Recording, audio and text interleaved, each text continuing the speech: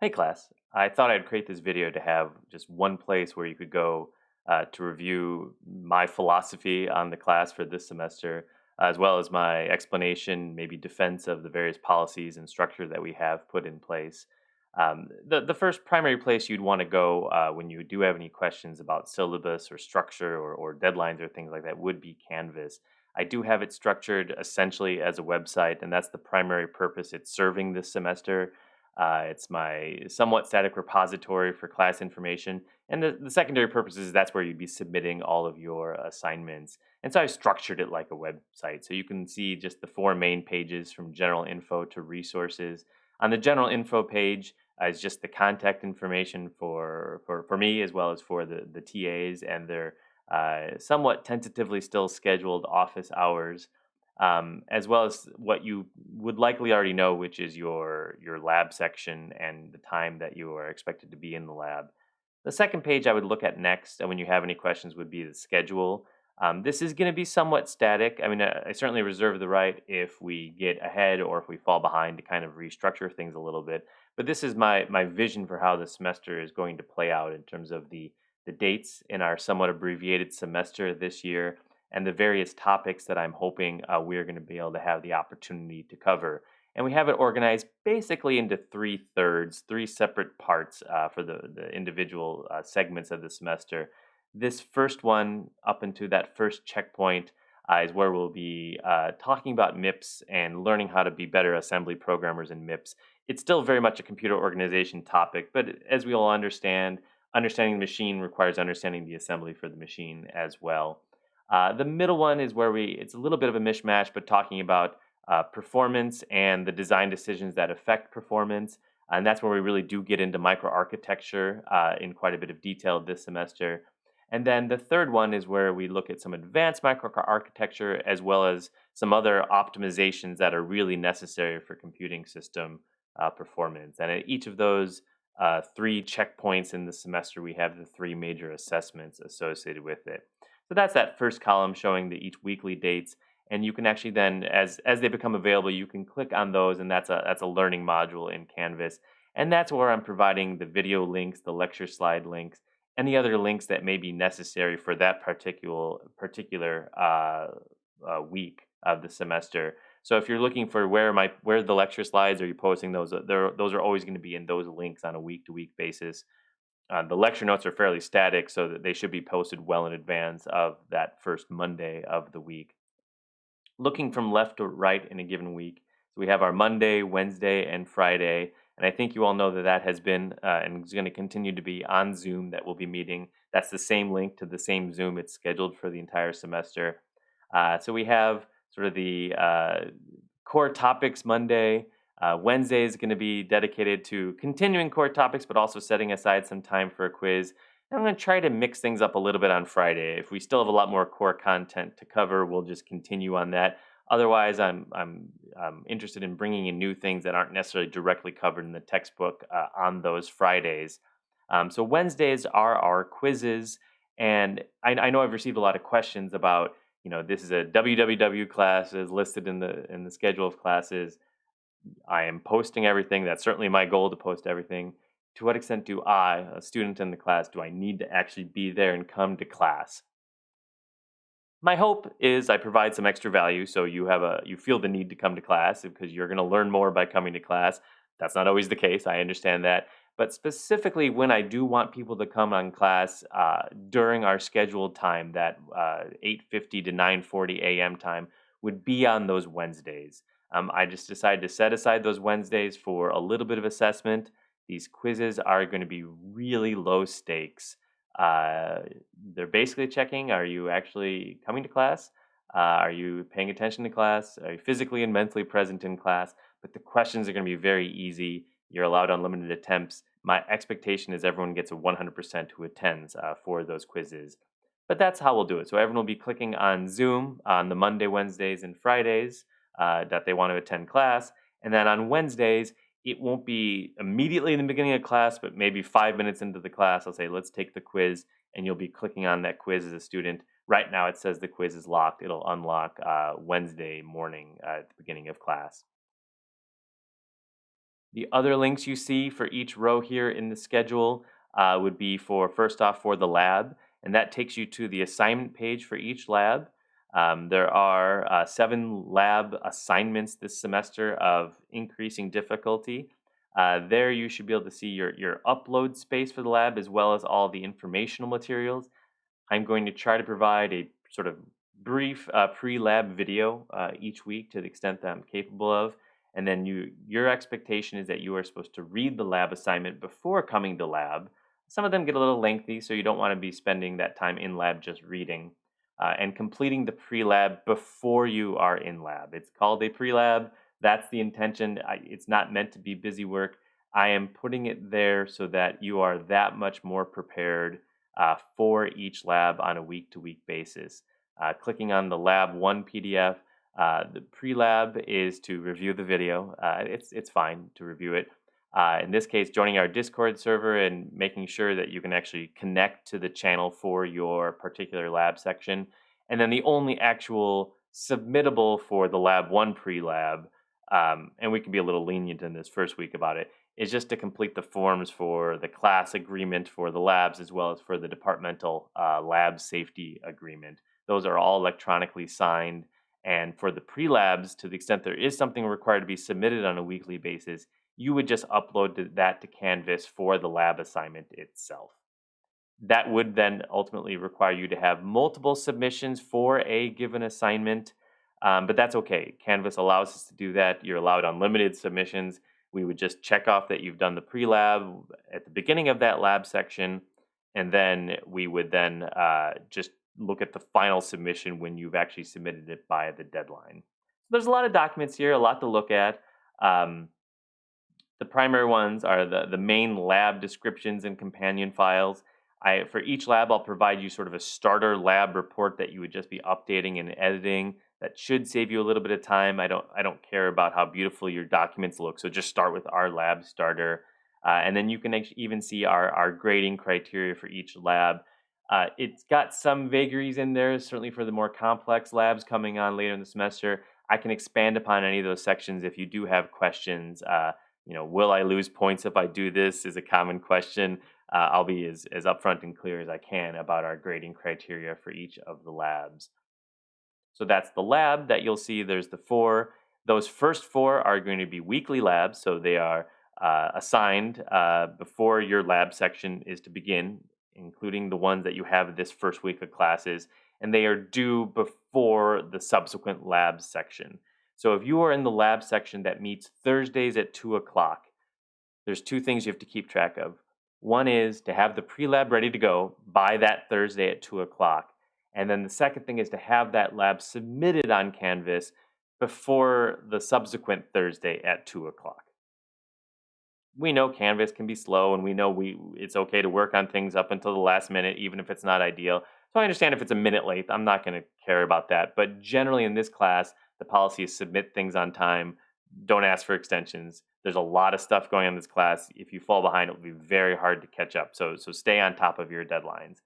That's the first 4 weeks of lab in this semester. I'm having you work individually. Collaborative environment is highly encouraged, but it is your individual work that you're putting your name on for those first 4 weeks of lab. And then after we can finish lab number 4, we'll have these mini projects associated with the course, of which project part B is arguably the hardest of the 3. So you will work on those with teams that we will help you structure and pick after you've completed those first few labs in the semester.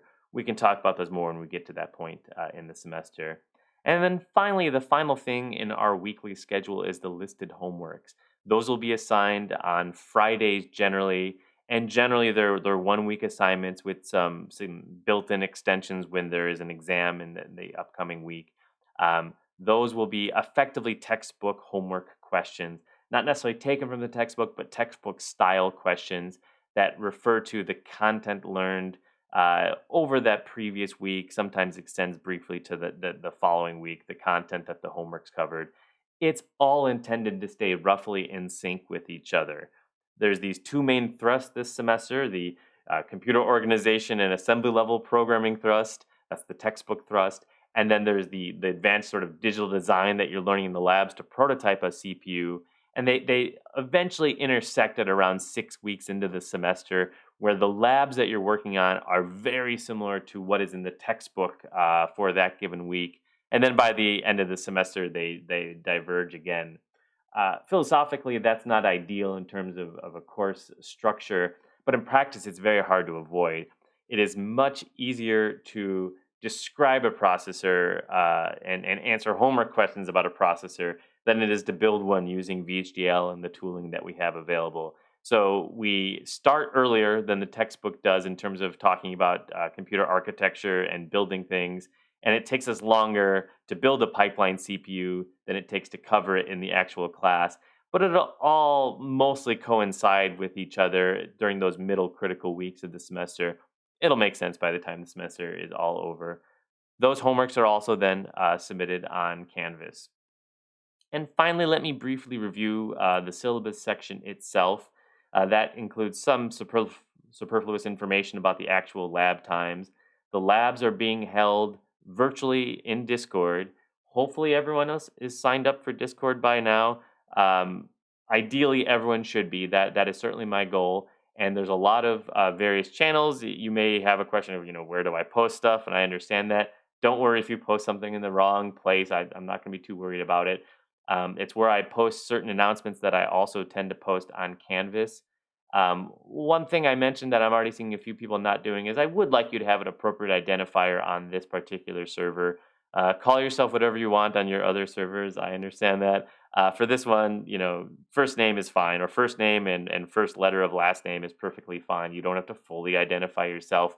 I want you to feel comfortable posting. I want you to feel very comfortable asking questions and even answering other people's questions. Um, but I also want everything to stay, very ISU appropriate throughout. But in terms of how you're actually going to do your lab, where you're going to be during your lab, if you're in section one of your lab, you're just going to click on this and you're going to join that audio channel. Um, the TAs and I are going to be working together to figure out the most appropriate structure for what that will look like on a week to week basis.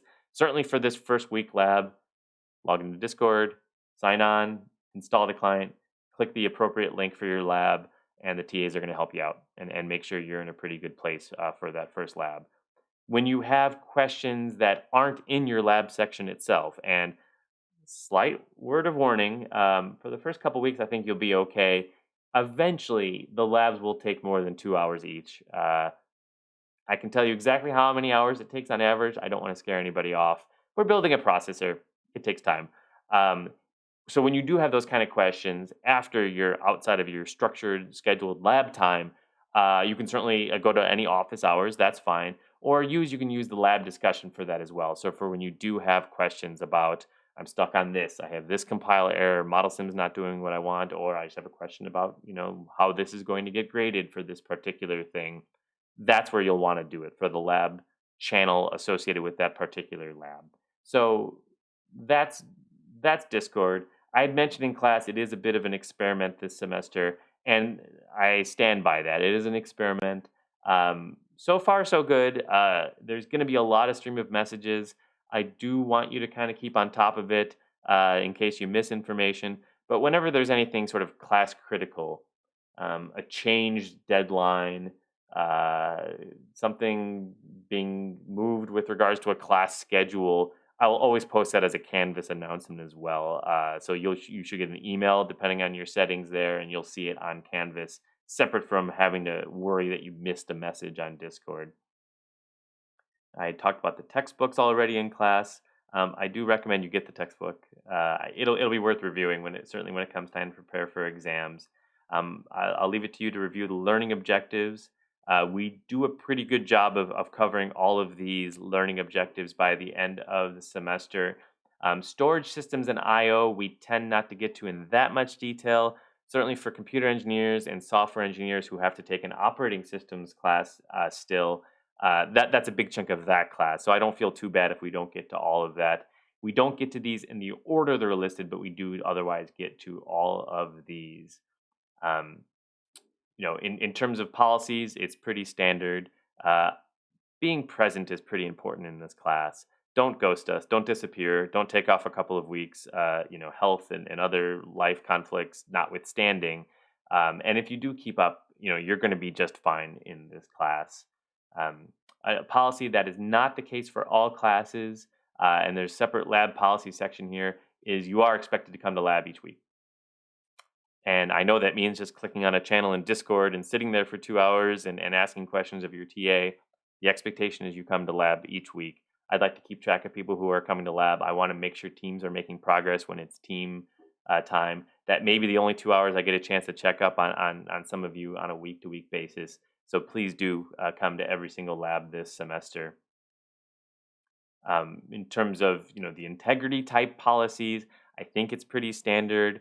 Um, for exams, which are again a higher stake assessment than our quizzes, I haven't fully decided how exactly I plan on structuring those. So any questions you have are perfectly valid. I don't have clear answers yet, but that is very important to me that we do have these homeworks that are pretty low stakes in terms of the percentage they're worth for your grade. We have quizzes which would go under the class participation percentage of your grade. That's pretty low stakes as well, and everyone should get 100% on those.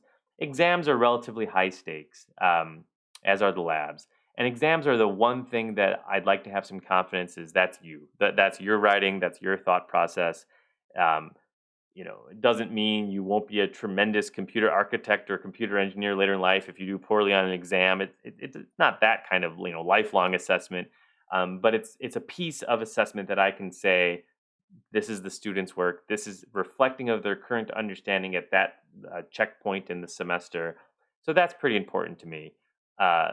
Long way of saying, please do not cheat on your exams. This is an online semester. If you're very dedicated to cheating, you could probably find a way of doing so. Um, I'm also pretty dedicated. I might be able to find a way to catch you. So let's not do that game. And it's for the best if we don't. Um, Labs are also that big chunk of your score, but as it gets to be the larger chunks of your score later in the semester, that is meant to be collaborative. There really isn't no concept of cheating on those labs.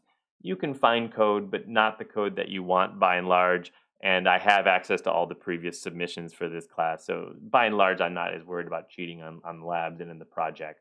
I'm not worried about cheating in general.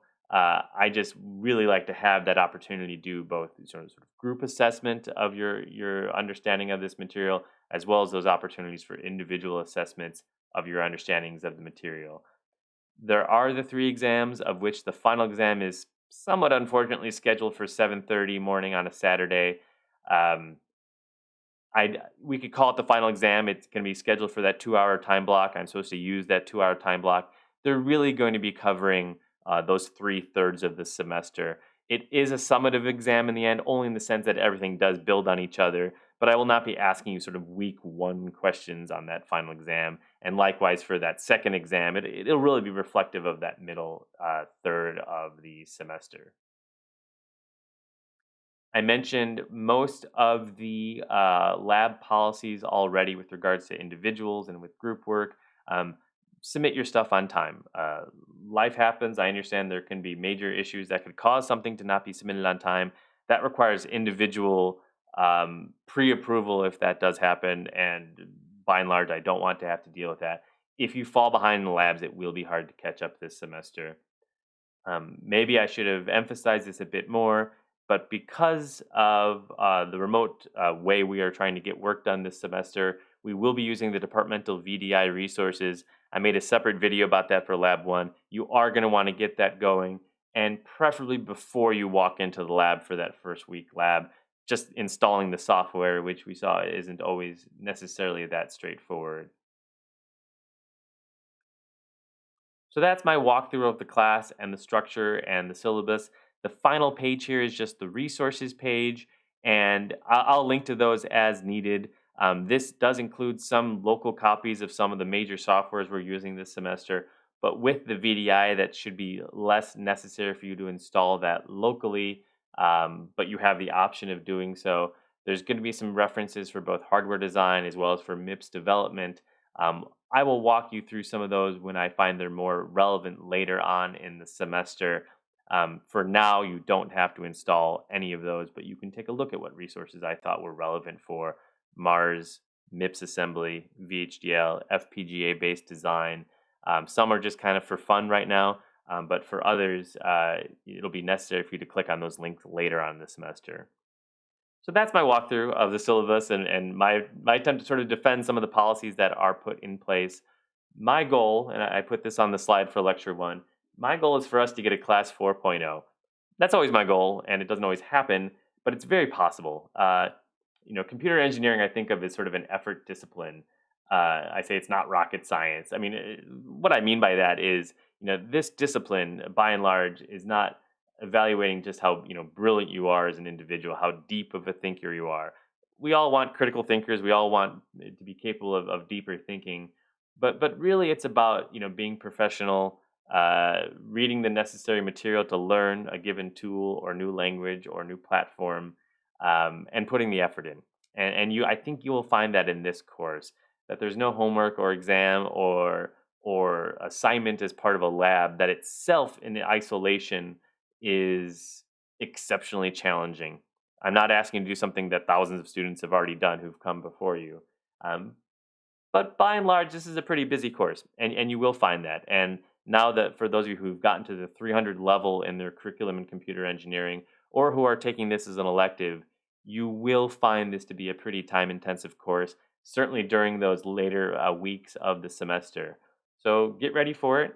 Don't let those 1 minute bugs turn into 1 hour bugs when you're working on the labs.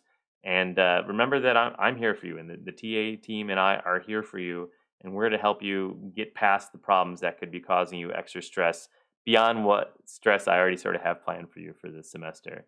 So that's all for me for now for the syllabus. And as always on Discord, let me know if you have any questions. Thanks.